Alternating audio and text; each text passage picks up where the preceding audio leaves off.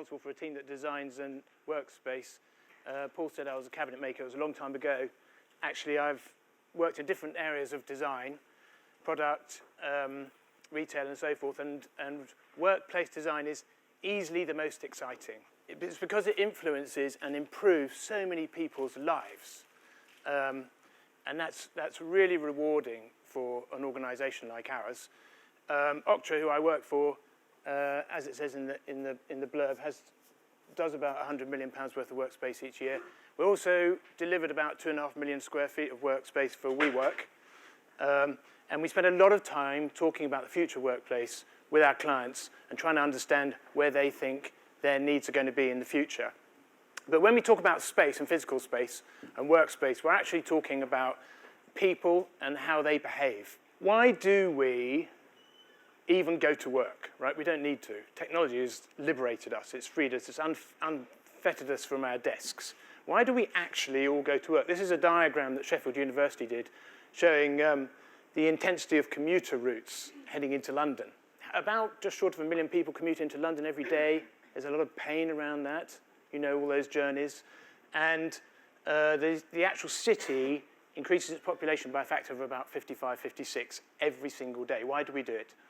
And for me, it's because we are actually inherently social people. We're social. We want to come together. And when we do come together, this stuff happens. It's fantastic. Trust, friendship, loyalties, sharing. We share stuff at work, don't we? We celebrate.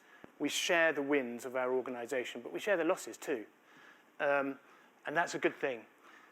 Connection. If a workplace is correctly designed, it reflects the personality, if you like, and the softer stuff that is an organization. And if you have people in that space and it's designed right and it is that thing, they connect with that emotionally. I heard about a business the other day that actually had a bring your mother to work day, which I thought was really interesting. All the mums could come and see where their children worked. What's that about? That's about emotional connectivity. I like that. Creativity and risk, they're the most exciting things. Businesses talk about and they understand the importance of innovation. The word disruption is used a lot, and it actually is a good word. Challenging what we do and why we do it all the time is so important in the world that we live in that's moving so fast. And creativity gains energy when people come together. I work in a creative industry. It's easy to become stale, writer's block, that thing when you're working on your own, and the energy is increased when you come together, physically come together. And the word risk, which I've got up there, is connected to that word creativity, because when you have a bunch of people together, they take more risks. And I'm talking about creative risks, and it's actually it's Perry's point about the edge. They're more inclined to push themselves out to the edge. Our clients say to us, you know what, we want those teams to sit together. Why? Because they just bounce stuff off each other. They find out about things. They understand what each other are doing because they're in the same space. Serendipitous knowledge that you gain when you come together in a space. So the workplace is here to stay, which is really good news for me, because it's what I do. The unpredictable future is informing workspace, and this is the ability for businesses to predict what's going on. Change is accelerating, it's becoming faster, it's enabled to some degree by technology, and it's harder and harder for businesses to predict what's going on in their future lives, 5 years, 10 years. What does that mean for the workplace? What it means going forward is that co-working is going to become a bigger and bigger player in the workplace. When we started building WeWork spaces, we were building lots of little one-person rooms, two-person rooms, four-person rooms. Now those spaces are getting bigger because co-working is no longer about incubation and startups. HSBC, Facebook, Airbnb, all these companies are using co-working to do this with their businesses, to grow and contract, because they can't predict the future and they need flexibility. About 15% of UK workforce are on contract, they're freelance. It's about the same in the States, and they've done a lot of work in the States about where this is going. And in America, and I'm talking about them because stuff eventually transfers over here, they reckon within 10 years, the best part of half the workforce is going to be freelance or contract working, dipping in, bringing specialist skills to a problem, solving it, and coming away. And that affects workspace. What it means is workspace has got to react to that. Landlords have finally kind of got it. And instead of just building great big, huge wardrobes and filling them up with Cat B space, they're starting to respond to all this conversation about workplace. And they're starting to bring their buildings to market in a different way. And this is going to become a bigger thing. So, you know, landlords have a big building. They're going, you know what?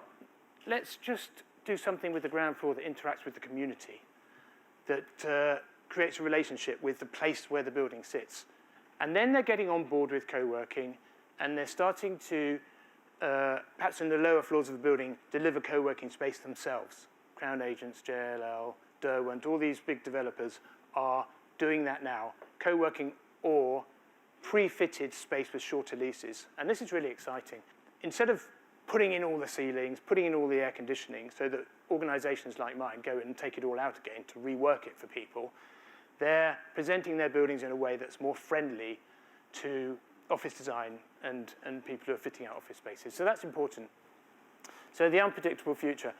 When we talk about work and workspaces, we talk about behavior, as I said at the beginning. And when we talk about behavior, we talk about people. And when we talk about people, we talk about these generations. There's a lot of terms and study done around the differences between generations. But the thing about it is, a psychologist called Kurt Lewin showed us that actually behavior is derived from personality plus the environment in which people are. He called it nature and nurture.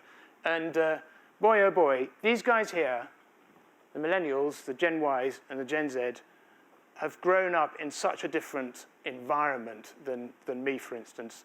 Post 9/11, they've kind of got a bit of a bum deal financially, actually. If you look at things like the relationship between earnings and the ability to buy a house, millennials have got a tough gig there. I didn't pay for my further education; it was free, right? I didn't come out of university with a debt. But the biggest thing is the younger millennials, for sure, and Gen Z, who we're learning about now, they've grown up with access to all knowledge. I mean, that's incredible. It's amazing. And it affects the way they behave, and the way they behave and the way they want to behave affects workplace environments. That old lady at the end there is my mum, actually. I snuck her in because I've got something interesting to tell you about her later. She's actually not in the workplace anymore. She's 89. But there she is. I'll tell you a bit more about her later. So, how does all this? What does this mean? What does this mean? Gen Y, Gen Z, the way they behave. This is the battleground for businesses, attracting talent, and this is something that's becoming bigger and bigger in my world. It's changed. People didn't talk about it when I started. Clients didn't talk about attracting and retaining talent, but now it's moved up higher and higher in the list of their priorities. And actually, if I talk to people in sort of consultancy in the tech world, it's right up there. What's the most important thing that you want us to think about when we design your office? Attracting and retaining talent. And that's about looking after those people and understanding the Ys and the Zs. They want something different. They want the workplace to deliver, to cross over with their life-work balance, to inform and deliver something around quality of life. And they want the workplace to connect with their passions, if you like, and they want the organizations they work for to have some kind of purpose and meaning. I just skipped over that word of well-being. It's kind of manifested itself in this word well-being, which you hear a lot about. Like most things in business, it's kind of got organized, and now you can get accreditations for well-being. But it is resonating, and it is a big thing. Businesses are coming to us, and they're saying, we don't understand exactly what this is, but can you help us with it? In a way that they didn't around sustainability, for instance, which is interesting. I'm a designer, and I know Condeco would be a bit disappointed if I didn't talk a little bit about aesthetics. I've talked a lot about behavior. It's actually the most interesting thing, and I'd rather hear my designers back in the office talking about how their clients behave than whether, copper and big circular lights are in or out. And in a funny sort of way, and this is strange for a designer to say this, but the aesthetics is sort of the easy bit. But it's still important.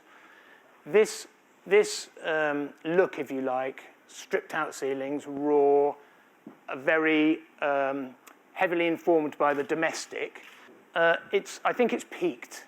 And I'm quite excited about something refreshing coming along. Why do I say that?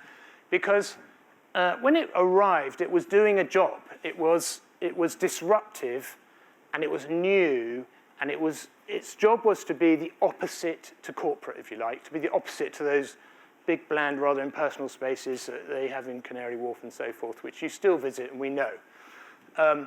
This is the building I walked past, recently developed and refurbished by a developer, and this is the reception. It's no longer the opposite of corporate, it is corporate. That look is now corporate. So I'm excited about something new coming along. What is it? I don't know what it is, but I'm looking forward to it emerging. Disappointed look from over there, sorry about that. But if you push me, I would say it's going to spring out of words like immersive, interactive, and digital. I'm expecting it to be something that's not static, something that's changing, something that can bespoke and morph with the users and the way they use it. And how's that going to work? It's going to work through digital information and the use of digital technology. I will just show you one project we're quite excited about, which we recently delivered. This is a well-known sports fashion brand. This is their office. It's got a lighting system which is digital. It's not run through 240-volt power. All the power is run through digital cable. It's quite exciting. And that lighting system is watching what's going on all the time, collecting data for us about the use of that space. To give you a feel for that, you won't be able to read the writing, but I'll just explain what this is. Down the left-hand side, we've got 86 different locations in that space. Breakouts, offices, meeting rooms, the tea points, all the different areas and different workplace settings that happen in that space. And here's the days of the week. This is 1 week. This was real-time information that the lighting system was giving us. So white is night, nothing much happening on. Green is the most intense use, and so forth. So I know, I can look at that, and I can go, you know what? I can ring the client up, you know what? That little breakout space that you've got at the back on the ground floor, nobody's using it, and when they do use it, it's only one person. Let's change it. So this enables us to tune that space. But it's digital information, so we can do other stuff. When it can be linked into circadian rhythms. So we can have bluer light in the middle of the day, and that's an important thing if you've ever studied or read about circadian rhythms. I'm just going to tell you, I'm just wrapping up now. Forgive me for going over slightly, but I just wanted to tell you that thing about my mum, right? And this is a little message for Condeco, I suppose, and anybody who delivers technology into workplace environments. And it's about not doing what happened to AV, in the 80s and 90s. We all had experience of AV not really working for us. This is my mum's phone. Okay, it's not a smartphone, but she's got arthritis and the buttons kind of work. But I just want to show you how she stores her numbers, and this is where you'll understand my message to the technology guys, to take us on your journey, okay? This is how she stores her number. This is the back of her phone.